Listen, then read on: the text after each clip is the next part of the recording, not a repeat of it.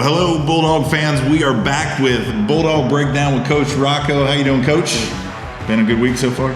So far. We're at the end of the season. Yeah, it's crazy. The brisk fall air is settling over Central Virginia. Monday is a warm day. Tuesday, Wednesday, Thursday, it's going to be cold. Yeah, it's going to be a cold Friday night. Inside the stadium, though, it's going to be hot. We've got a big one this week. Not only today are we going to look at the dominant display against the Brookville Bees, we're going to set the stage for a huge titanic tussle with the Cavaliers of Jefferson Forest, a duel for the coveted Seminole District title. I'm excited for it. That's not all. We got another candid round of Ask Coach Rocco. I've got a question for you today, Coach. I need some help. We got a great Sideline Spotlight guest with huge decisions in his future, and then we've got to talk about all the games coming up that we've got behind us. A lot of stuff for you today on Bulldog Breakdown coming up next. All right, we're here again with the news that you have asked for. Ask Coach Rocco. Good ones today, Coach. Halloween's around the corner.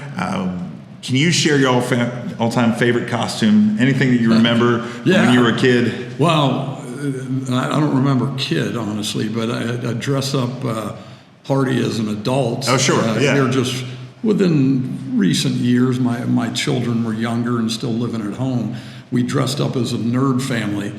And I hit the mother lode with a costume, went down to Goodwill and got a sport coat and whatever, and I look like a nerd, believe me. It may not be hard for people to believe, but and then my wife and 3 kids, we were all little children nerds, and my wife was a woman nerd, and it was the nerd family, but it was great. Yeah. The question that I have is, do any pictures survive from this? There is one. I don't know where it is, but there is one, and every year around Halloween, I try to look for it and dig it up, but haven't been able to surface. We'll have to ask Mrs. Coach Rocco. Yeah. See if that. All right, classic football movies. I've got my favorite. Mm-hmm. If you had a classic football movie that you feel like every football player should watch at least once in their lifetime, what's your favorite? Probably Remember the Titans. Okay. One of the high schools that I coached before coming down to Lynchburg, back home in Pittsburgh, was the Shaler Area Titans. And it was right around that time I was coaching there when Remember the Titans came out. And so it kind of had a special meaning and utilized some of the motivational parts of that movie for our guys, because it was very easy to connect. But it was, Remember the Titans. There's other great ones too. Rudy for me was a big one. But there is LCA trivia in Remember the Titans. You want to hear it? Yeah. Many of the actual football shots from Remember the Titans were shot at Victory Stadium in Roanoke. Which is where LCA won its first state championship against North Cross. I do know that. I only know that because I was there. 6-0 Gabe Lyons over the end zone. Yeah. So we were in that same. Other trivia. Yeah. That stadium doesn't exist. It doesn't exist anymore. I went looking for it and it's gone. So I'm officially in the generation that says I remember once that it was there. All right. So here's my question for you. Okay. And we're gonna kind of segue into looking back at some of the game. There's a play in which Jeb Moon tosses it out to Dalton. Dalton runs down about 47 yards until he gets hit. The ball pops out. Nate, no doubt, is running just like a lineman to follow the play, picks up the ball, goes in the end zone, touchdown. Yeah. Carter right there is trying to score this play on Huddle as far as putting the stats in.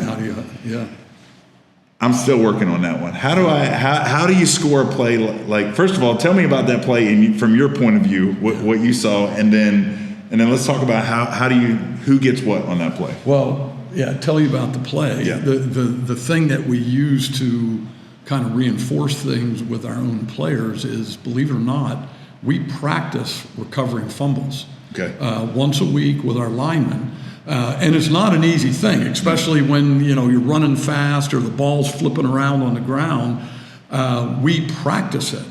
You teach the athlete to pin the ball to the ground, stop it from moving around, pin it to the ground, bend your knees, squat your hips down, pick it up, and then continue to run if you can.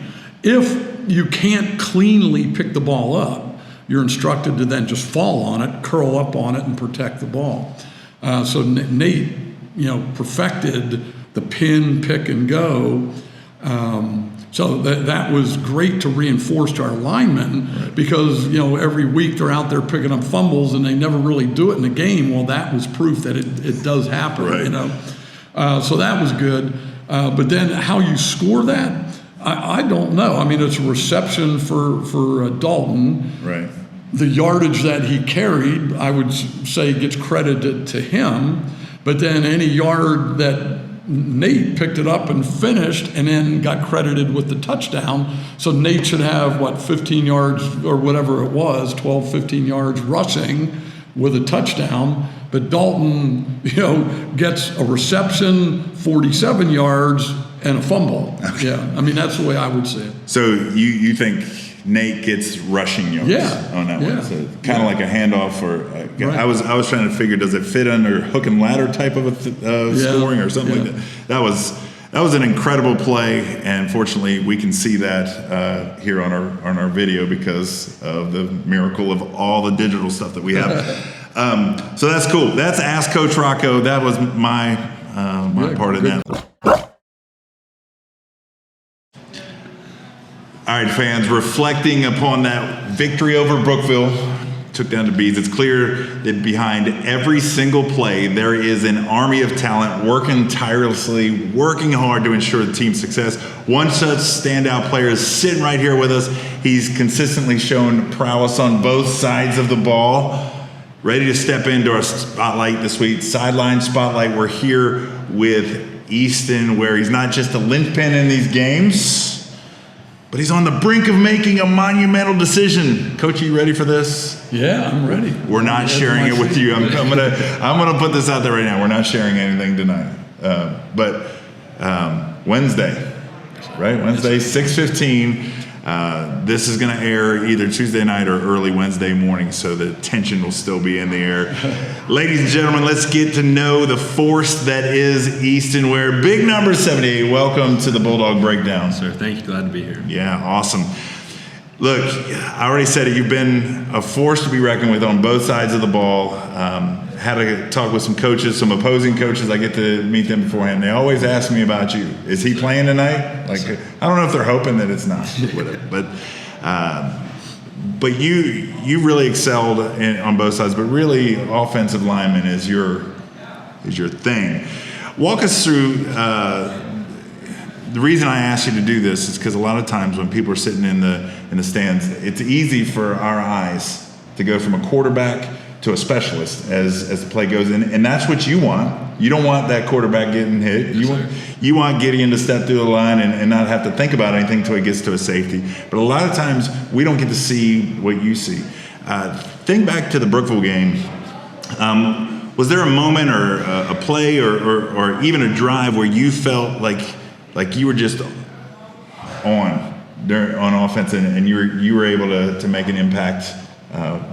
Tell me a little bit about that game. Well, the one play you're talking about, it was 18 stretch, and I hooked my guy pretty easily, so it kind of gave Gideon just an open seat to just run through.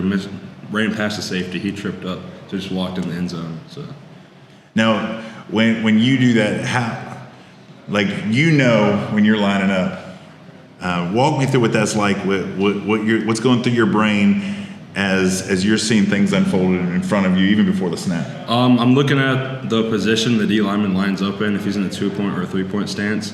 Kind of also if his feet are varied. If his inside foot's up, then I can see off the first step he might cut inside, depending on where his foot is. I check where the linebacker, kind of where they're leaning more. If they're trying to inch towards A gap, like they're going to try to shoot it, time the snap, or if his safety's going to try to shoot down.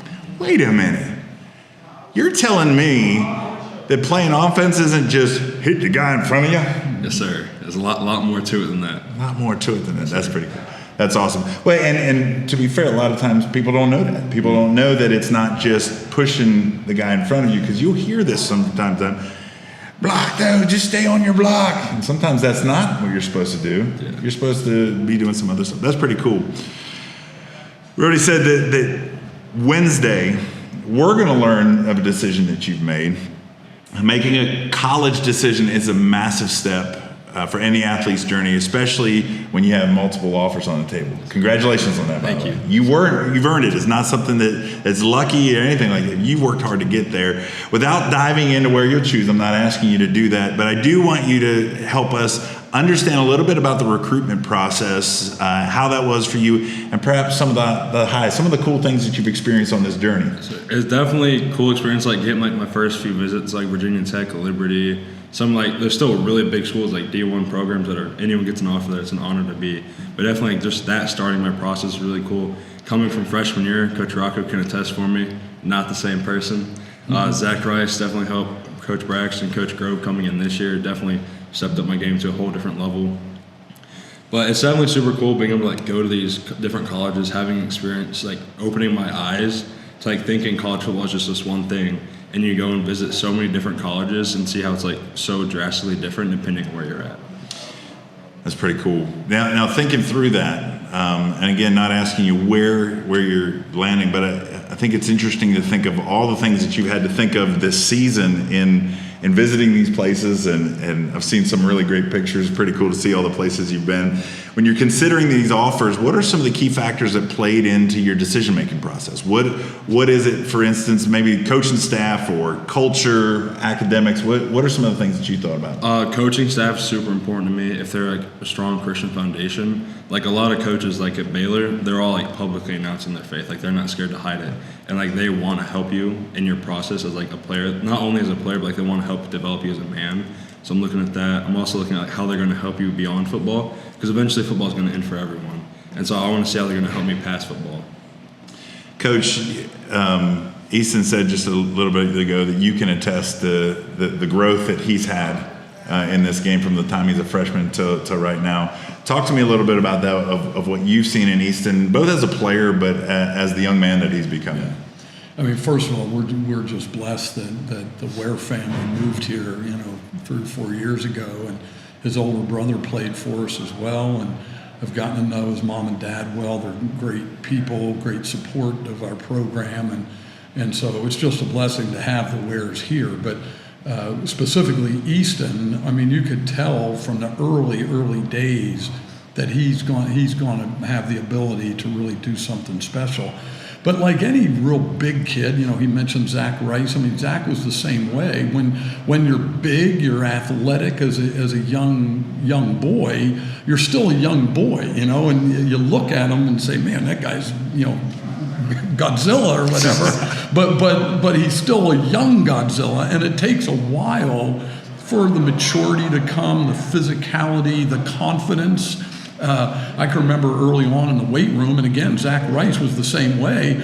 I mean, in some ways, he's big, and Zach was too, and they weren't quite as strong as their physical appearance was. So in the weight room, they're really not putting up the weight that you would think they would, and really they get a little bit intimidated because maybe some smaller guys are actually lifting more than them.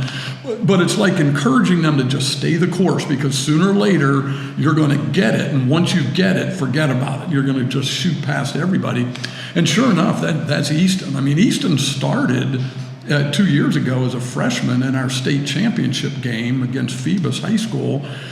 We put a 89 on him, or 88, I forget what the 89, and he was playing a big tight end for us. And so, I mean, he had, as a freshman, had some very, very big experiences that he's now capitalizing on now 2 years later. And the maturity's come, the confidence has come. He's always been a great athlete for a big guy, but, the coordination starts coming, and all starts coming into play. And, we mentioned some of our coaches here. Our line coaches are better than a lot of colleges have. And so he's being coached at a level that is going to put him in a position to step on a college campus someday and start pretty early, as I would be predicting. Yeah, that's really cool.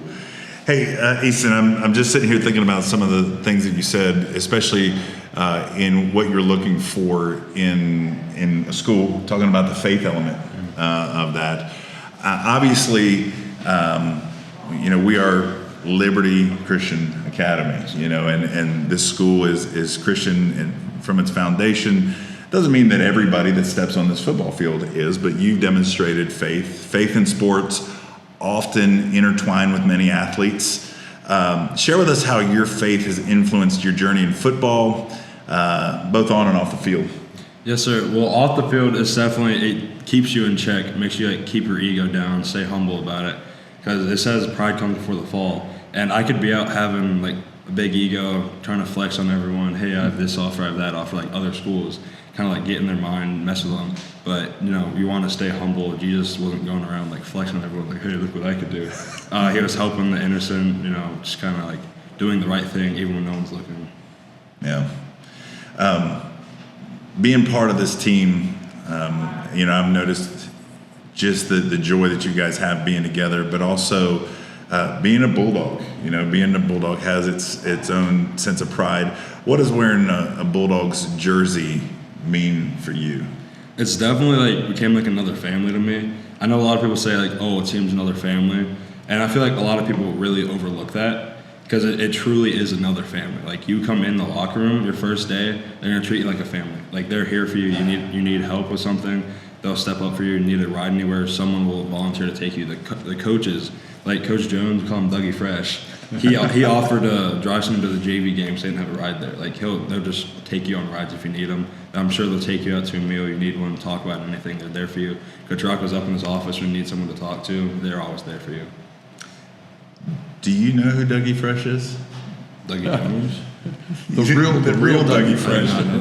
I came in freshman year. Everyone called him that. We've carried on the tradition. So Dougie Fresh is a hip hop artist from back when I was a kid, so it just made me feel old. I appreciate that.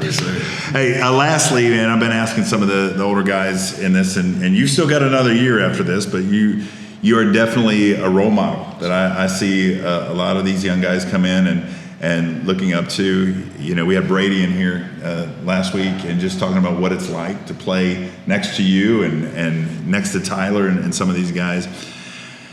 You've seen various aspects of the game. You've grown from your first year, and you're making a big decision here, and your sights are starting to turn towards what's next. I mean, we've got this football, but really you're growing up. What would you say to a guy like Brady or some of these young guys right now, middle school and JV, are playing here as we're recording this? They want to reach and aspire to some of these heights. They want to be sitting here in 2 or 3 years talking about the next level. What are some things that you would tell them to focus on, or just to think about it in preparing to play football? I definitely say focus on today. Don't try to go look off you're in middle school. You don't need to be going and trying to max out your weight. Focus on what's going to help you where you're at. Do what's going to help middle school players, learning the basics, not trying to go learn all these fancy moves.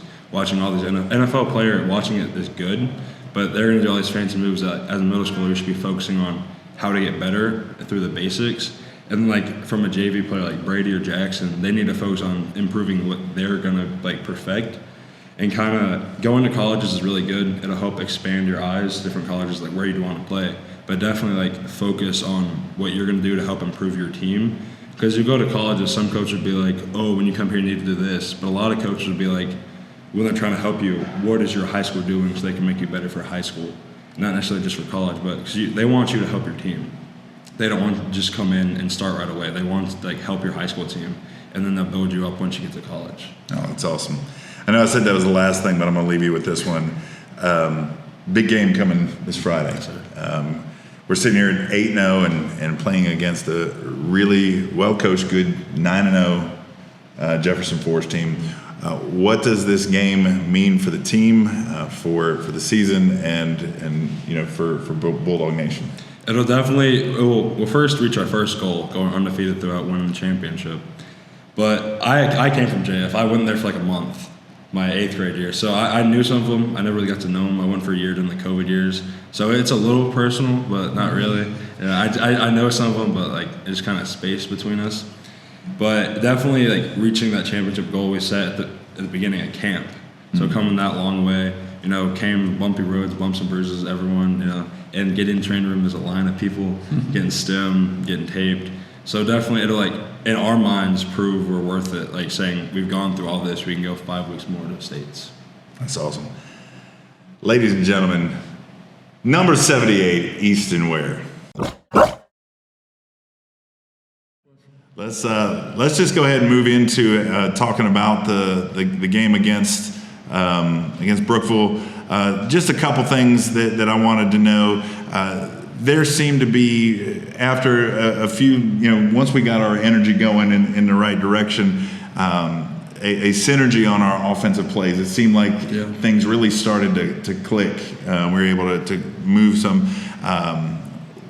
Tell me what you're seeing in the offense right now, between the line, the backs, the receivers, Jeb. Like, we're still progressing, but are you seeing the progress that you felt at the beginning of the season? Yeah, I think so, and I think most every game we've been very successful running our early scripted plays and successfully scoring at least 1, 2 or so touchdowns in those first several plays.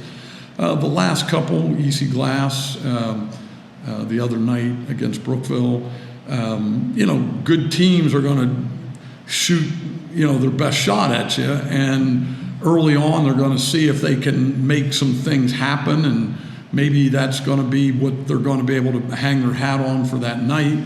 So, maybe you get a negative play and something doesn't exactly work the way you want, but those early plays are always basically collecting information for us as coaches, and so you see what they're doing, you start figuring out how you want to counter that, and our coaching staff is great. Our offensive line coaches do a great job of, as we go through that early script, they're kind of diagnosing how they're lining up to various formations. Are they, moving fronts? Are they blitzing people? And then, once we get a clear picture of what it is that we think we're getting, then we kind of set our minds to this will work, this will work, this will work, and then we start going. And so I think maybe we didn't score. Well, the second series of the game was the pass to Dalton, and we ended up scoring on Nate's scoop and score. So that was the second series. So the first series we did not